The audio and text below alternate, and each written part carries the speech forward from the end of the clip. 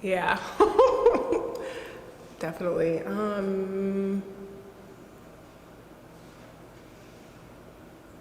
Hey, sorry, because I wore both like my studio outfit and my nightlife outfit because Cool. All right. Done. Just one clap or two? You can clap twice if you want. Okay, so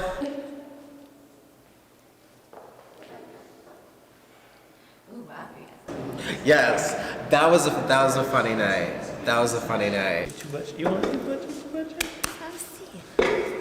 Just share.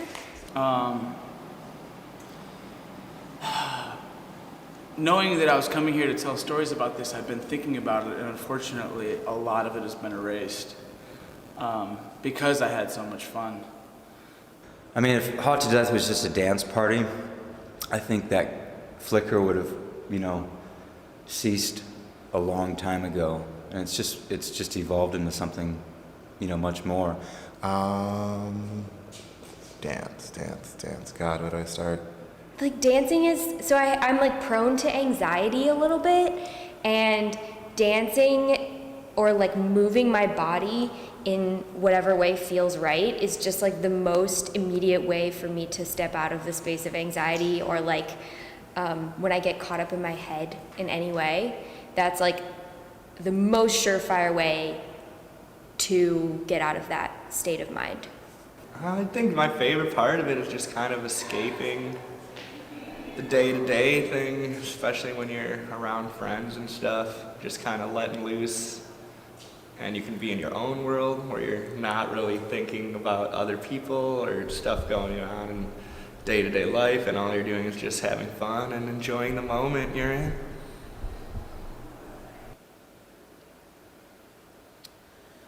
I think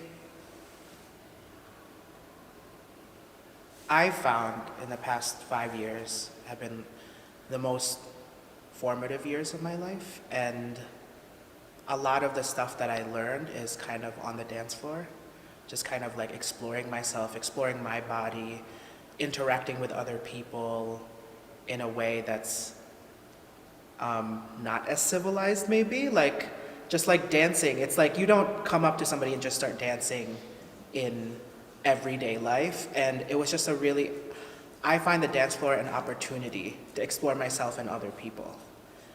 You look around, you start detecting the things that you're feeling on other people's faces, and you start to understand, oh, like what I feel and what I experience and what I go through is actually a shared emotion. It's a shared experience. And so for me, and I don't know if other people feel this way, but for me, when I start to detect that and I start to see that in other people's faces and their body language, it brings down a lot of walls and a lot of barriers that I have, and I understand what I'm seeing, even if I can't put words to it. It's this cosmic sort of thing that's happening, whether it's romantic or platonic, doesn't really matter. There's just something sort of magical about what happens at night, and your defenses are kind of down, so I feel more enabled to make a connection, start a conversation. And yeah, I've met some incredibly dear people because of that. I would say dance is one of the things that gave me purpose and meaning in life. I would say it started out as a very timid relationship that I was a little bit uncomfortable with myself and my body. And then eventually over time, dance helped me become more in tune with like oneself and who I really like am as a human being as a whole.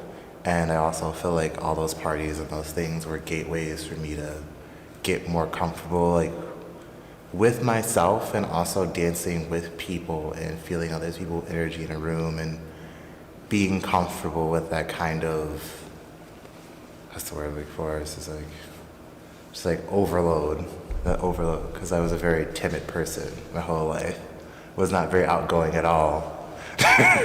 So I think dance in a way made me the outgoing person I am in a way, because I was definitely not the most outgoing person in the room. It's not the person trying to ignite the dance party a few years ago, but I'm here now, so. I've definitely come to the party on nights where I don't feel great at all. There are definitely nights where I'm like, yes, I'm so ready to do this, I need this. But there are definitely nights where it doesn't start out well. You're getting ready. Sometimes you're getting ready with your friends and you're like, you've got your music on or whatever, but you're not feeling great, whether it's like work or your art or you've got questions about whatever. And you carry all these things kind of onto the dance floor with you.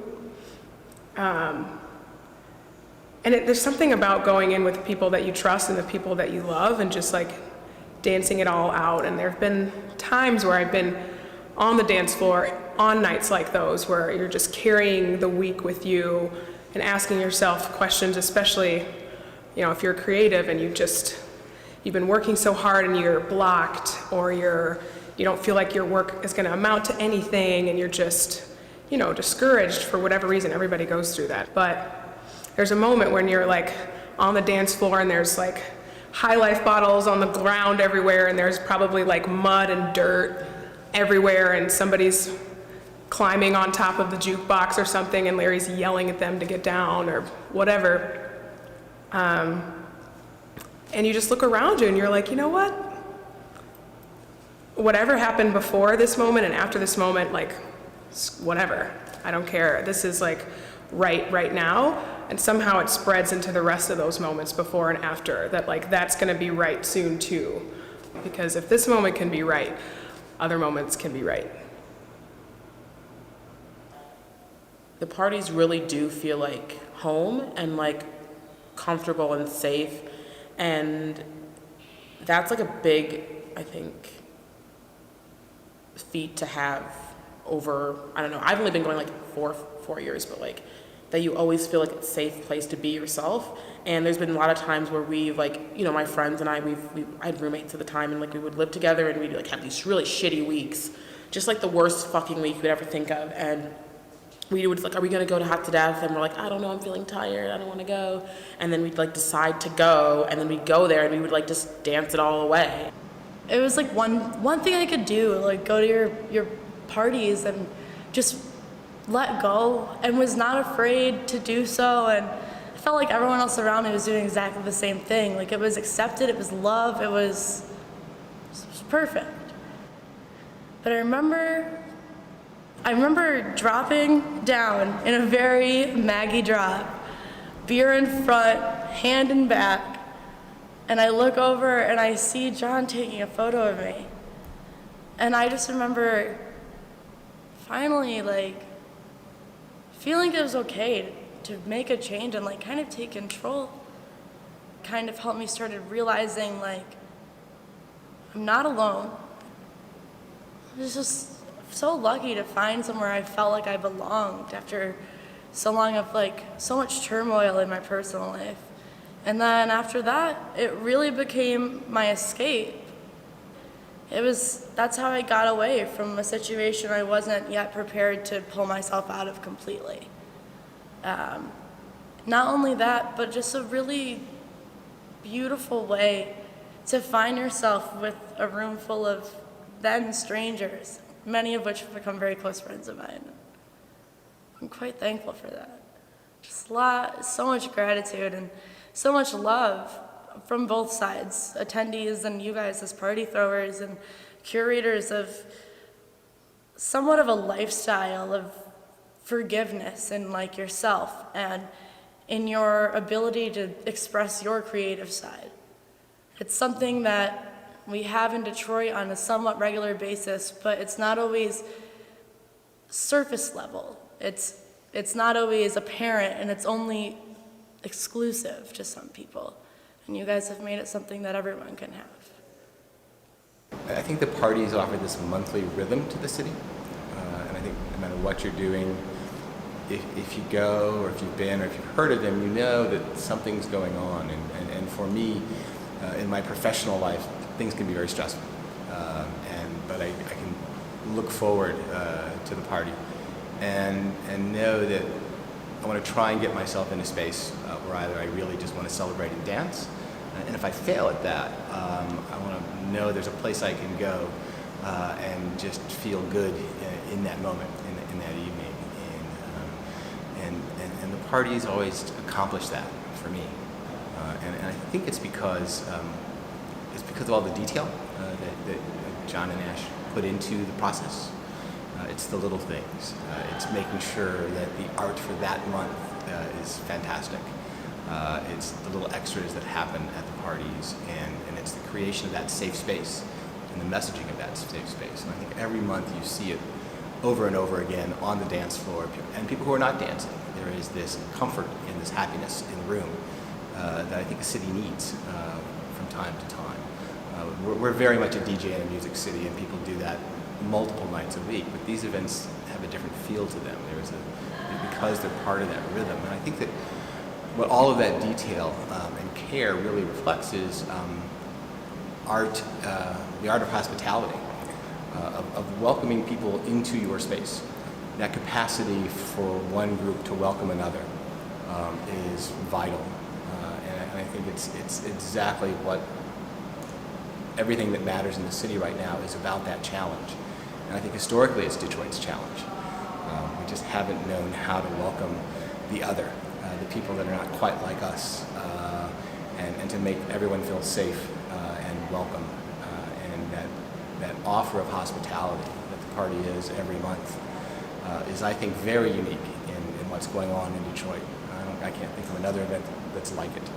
And so no matter what mood I'm in, I know that if I go, I'm going to feel better when I leave. Yeah, well, I would say on the note of self-care, playing at the Schwitz with you guys, oh my god, that was so cool. It was just like one of my favorite aspects of performing or just being a part of the music scene in general is taking spaces that aren't stereotypical venues and turning them into one, and then everyone gathering there and doing what you'd do at a normal nightclub or bar or venue, whatever. And so at the Schwitz, like being a part of the process from setup to like sauna to seeing the whole process as like this well-rounded creation of like from start to finish was really inspiring, and also inviting people to gather there like was such a cool thing for you guys to do, and we were all just so stoked to be involved with it. Just like energy was awesome, being on the inside of like a New Year's celebration, like I'd never played on a New Year's Eve before, and it was very much a rush the entire night. There's something to be said when people are faithful to one thing or one vision, however it multiplies over the years, that one channel. I think it's important that people realize that time is sort of a difficult thing to interweave into our work. And to have this, like I said before, a gradient scale of your changes, your and Ash's changes, both as partners, now husband and wife, at first just kids, behind two turntables, I mean, that's impressive to me. Time is a very impressive thing to me. And then when people can kind of change and morph, but still in this mood that is maybe hot to death, I have a great amount of respect for that. It's interesting because I didn't really even think so much about nightlife or like the role of dancing in nightlife until I left Detroit and started like traveling more, and would ask, like go to a bar or go someplace and be like, hey, where can I, what's a good place to go dancing tonight? And there are often not a lot of options outside of like clubs, like straight up like EDM clubs. And yeah, it's like harder to find, and I feel like I appreciate the I take it for granted here, it's just like it's everywhere. You can always go out dancing, and people like dance hard here, and like with just complete disregard for any sense of embarrassment or wondering if you look cool or stupid. Like I feel like people like, dance exactly how they want to dance here. And in some of the other places I've traveled, there's like a little bit more reserve, there's like some caution, and that just like doesn't happen here. So I think in many ways that's like an extension of a creative practice is the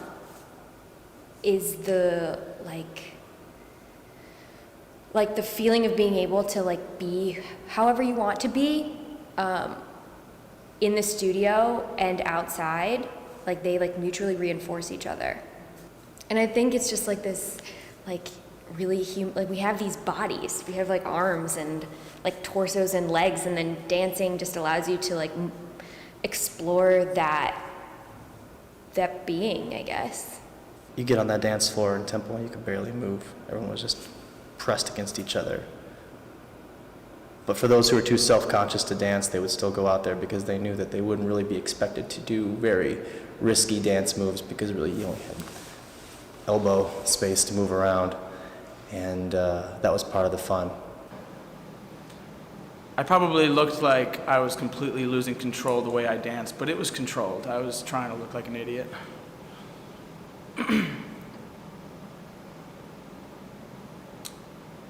Yeah, like what year? Like 2008 maybe? We started 2007. Yeah, 2007 you started. I mean, what the fuck was the nightlife scene? There wasn't, I mean, like for our group of people, whoever that was, like, there was no nightlife scene because we didn't have a way to connect each other at the time. Like, all the music people were always at the music shows, and all the art kids were always at the art shows. But the art kids didn't know what to go see at the music world, and the music kids had no idea what the fuck the art shows were, unless they went to CCS or something.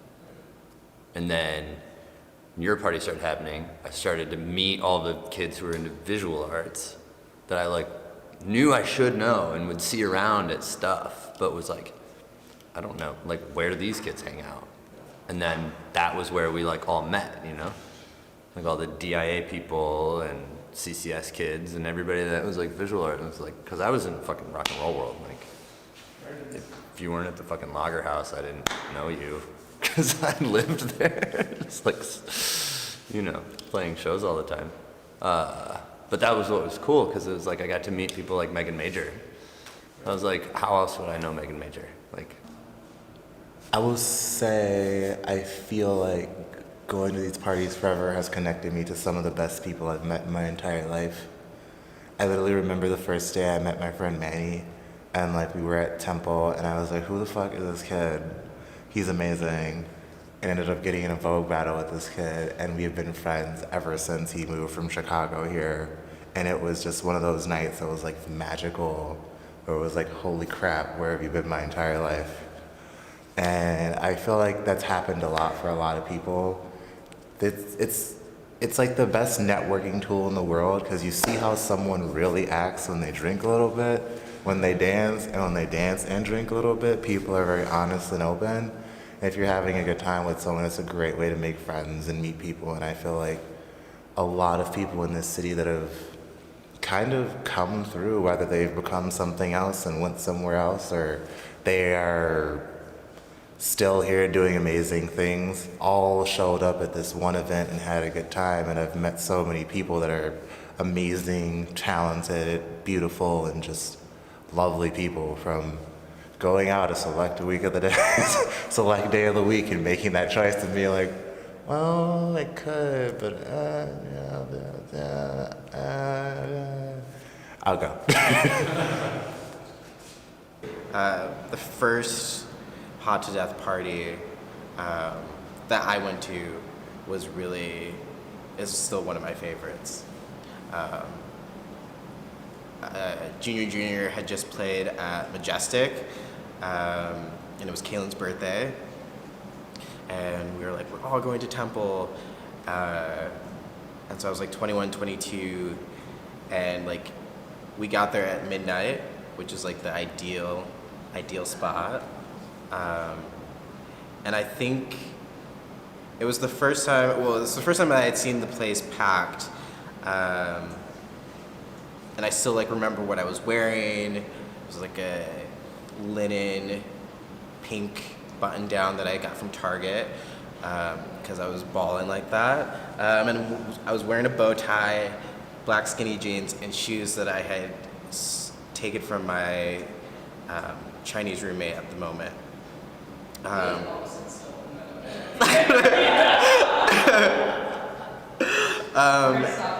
I think what was like, I just remember going to like just getting into the mayhem of the entire moment, and it felt like I had been at this party before, but I didn't know anyone really except like the core group of people I had come with. And it was just like this beautiful moment where I was just like, wow, everyone is like in this heightened atmosphere, and everyone looks like they're having like the best time of their life, regardless of who they know. And it was the first realization of like my own self-expression, and realizing like, oh, this is a party that they only want you to be yourself. And leaving that environment, there was a thought, I was like, does this happen again? And realizing that it's okay to dress up, and that's just the idea that like, because I'm dressing up, that shows that I'm participating.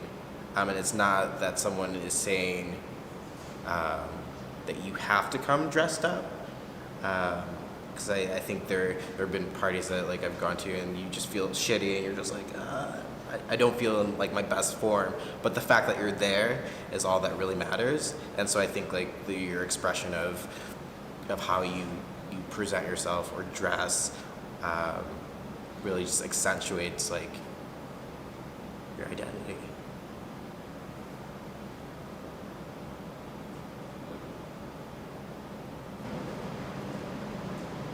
A while ago, especially when I was younger, I didn't see a lot of people who looked like me, so it made me feel like very self-conscious about myself, and there wasn't any like representation of like what beauty was.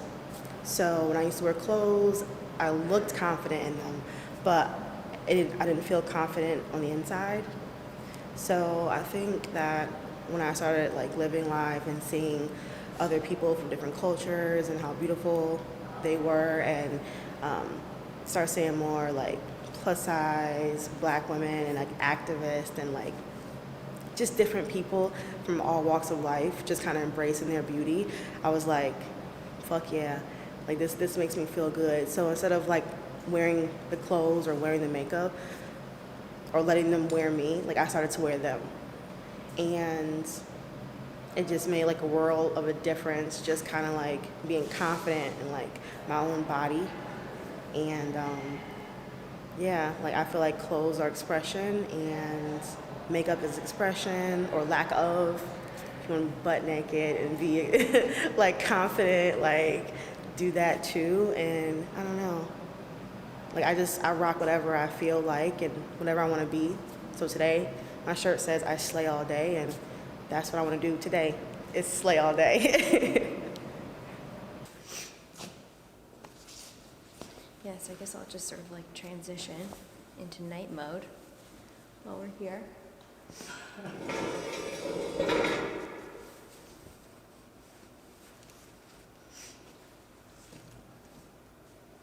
Is this one of your sweatshirts too?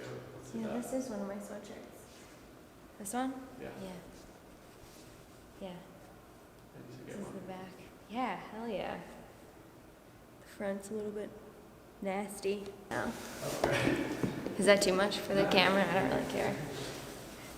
What's great about this is also I have these like nude colored Spanx, which like cause look at this dress. Isn't that crazy? Yeah. Yeah, I got it in, at the Salvation Army, and I was like, oh my God, this shit is crazy. It like looks like I'm naked. It does. I know. I know. I was like, who made this? How did I just find this at the thrift store? All right. Pretty fun. Who else do I even know? Who would I want to talk about? It just feels like everyone here is an unpretentious socialite, too. Like, where else can you, like, be a socialite for a $2 cover? Like, that's incredible. And I was wearing a 1970s silver lurex Valentino skirt. And it just made me feel, it's really glamorous, fun, free. That night I spilled my drink. And I still drank it. I spilled the drink and I took it off the table and I put it in my cup and I just drank it. But that was definitely a very memorable moment. That's hilarious. No shame. Yeah, those drinks are expensive. For me, it was always a fun way to just dress up and wear whatever trend was going on or is going on at the time and have fun. And it's just like a little it's like a mini fashion show. It's just fun. You just wear whatever, nobody cares, and that to me is exciting. And you hear cool music, and it's like exercise because I don't go to the gym. So if I can sweat it off on the dance floor, that's okay too. When I first came to the city, I was going to Wayne State University, and I was just meeting people, and Temple was just down the street, so I started going there. And I just started to meet more and more people, and Haute was that platform that I really became embraced by the city and the culture. And I felt like it really made me feel like part of the community, and it was really before Facebook events were really a thing and people were going online and geotagging. It was still like flyers and stuff, and it was still tangible paper. And now every time I go to that party, I still feel like that inner child, that inner almost child, that adolescent, that teenager with boundless fun and imagination is brought out of me. So I think I got too sentimental again. I guess this is really cheesy and you don't have to include this, but I think that when Garrett and I first started dating, we would go to Haute. And so I have this association of sort of falling in love with Haute. Yeah. Your parties are like a good relationship indicator. If they can handle cool things or not, And he was always like, oh, this is kind of cool. This is so fun. And so we had a fun time, and we kind of learned about each other. He learned about me and what I liked, and I learned that he can handle pretty much anything, and he's totally cool in it. I met this guy. Oh, we met on Hot Today's. And then you didn't call. True. Call me. Oh, that's gonna be embarrassing. Oh, it's not embarrassing. Okay, keep going. And then I met him a month later on the dance floor. Okay. And I remember he said, well, if I don't call you, because I was telling him he wouldn't call me because he was super drunk. I'm like, you're not going to call me. So don't present. And he's like, well, if I forget, are you going to be mad next time you meet me? And I thought about that. I saw him. I wasn't mad. Okay. So I did call you, right? You can tell everyone. I did remember. The second time I did Oh, the call second you? time you Okay. did call me. The month later, I met him again on the dance floor. He called me. The next day, thank you. Okay. And there's our first kiss on that picture. Yeah, do you have the picture? I think so. I don't give a fuck about what goes on the internet if I did it, But to think about how free we were about posting pics and how, I don't know what your experience is now, but I can only imagine some of the shit that used to go on of all of us that were at the original Hotudess, and now if the people that come to the parties, and if you posted them on their knees licking the bottom of somebody's shoe, Like, they'd be like, oh my God, you can't put that on the internet. You gotta take that shit down. Don't tag me. My boss is gonna find out. I'm never gonna be able to go to WeWork again. You know what I'm saying? You know, like, fucking, but that's what I get for having such a mustache.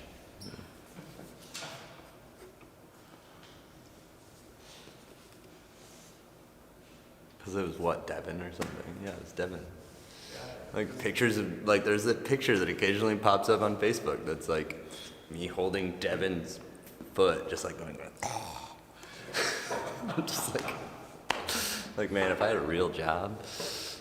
And I think during the summer, it's like one of the favorite times because like the party like gets to such a like a heightened extent. It's like 2:00. Everyone last call's over and everyone's like filing out. And they're like the energy is it's just extended. But yeah, just how some of the people outside interact with each other and like, oh, and then like the end of the night, everybody outside, like sort of not knowing where everybody's going, if they're still going, like. Sometimes one of my most favorite parts of the nights, especially with Hot to Death, is when Hot to Death ends and the lights are on and you kind of see everybody again, and you're usually playing a song that's just kind of like fun or ridiculous, and the people that have been there since the beginning of the dance floor are still there, and we're like turning it out till that last song ends. And it was our crew, we were there, and we're all like bonding, having a great fucking time. And then a friend of ours, their crew, also appeared.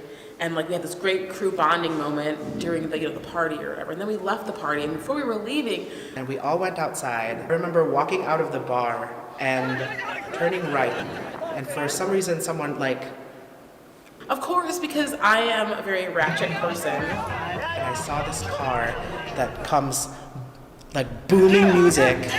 And I like to just do ratchet things. I like turned up my music really loud in my car. So then suddenly there's a dance party outside. Someone's on top of the car. Then like someone jumps up on the hood of the car. And now I'm twerking on the car. And everybody else, somebody comes out of a dumpster. Like it's like ridiculous. And that was just like the best. It was just such a good moment because my friend from Atlanta was visiting. And he was just like, holy shit, Detroit bangs.